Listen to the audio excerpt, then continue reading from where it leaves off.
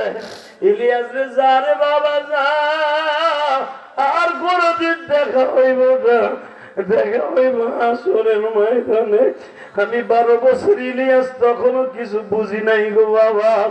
আমি যখন নৌকার থেকে পার হয়ে বাসে উঠলাম, জানালার ঠাইগুলা সরায় দেখি, জানালার থেকে মাথাটা বের করে দেখি আমার মা তখনও গাড়িটার দিকে তাকাইয়া, বোরকাটা পরিধান করা, কিচ্ছু দেখা যায় না। হাত লড়ায় আর বলি, ইলিয়াস বিপদে পড়লে আমার মাওলার ডাকি।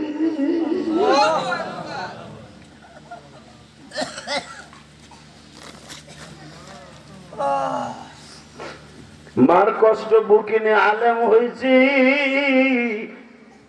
2011 সালে আব্বারে হজে নিয়ে গেছি। আলহামদুলিল্লাহ বলে।